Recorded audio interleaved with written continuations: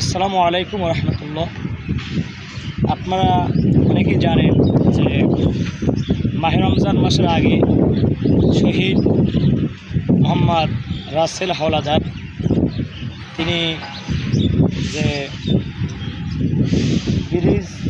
ব্রিজের ভেঙ্গেতে তার শরীরে পরে তিনি যে শহীদ বরণ করেছেন। এই যে সেই ব্রিজটা আপনারা দেখতেছেন লালু ব্রিজ।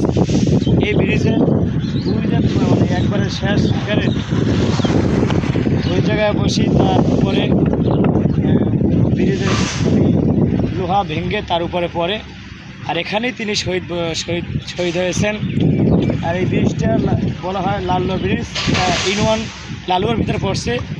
এই ব্রিজে কাজ করতে গিয়েই মরহুম শহীদ রাসেল হাওলাদার, এনার বাড়ি হলো পূর্ব রজপাড়া টিয়াখালী, ইনি শহীদ হয়েছেন এই ব্রিজের কাজ করতে গিয়েই।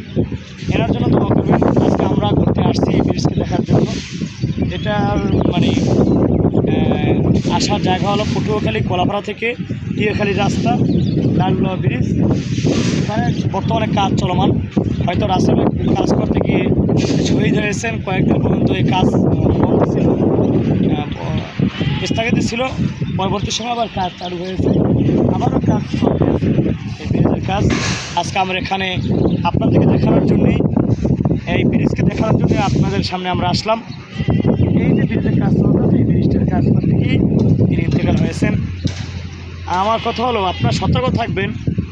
আপনারা যারা বিল্ডিংয়ের কাজ, বিভিন্ন ব্রিজের কাজ, এরকম যারা রিস্কের উপর কাজ করেন, আপনারা এই কাজগুলো করতে গিয়ে আপনারা সতর্ক থাকবেন, সর্বোচ্চ চেষ্টার মাধ্যমে সতর্ক থাকবেন। কারণ এই ব্রিজে কাজ করতে গিয়ে অনেক মানুষ মারা যায়। আমরা শুনেছি ব্রিজে কাজ করতে গিয়ে অনেক মানুষ মারা গেছে। এই জন্য আপনারা যারা এই ব্রিজে কাজ করেন, আপনারা সর্বোচ্চ চেষ্টা দিয়ে সতর্ক থাকবেন, যাতে করে এইসব দুর্ঘটনা আর যেন না ঘটে। আল্লাহ হাফেজ। আসসালামু আলাইকুম রহমতুল্লাহ।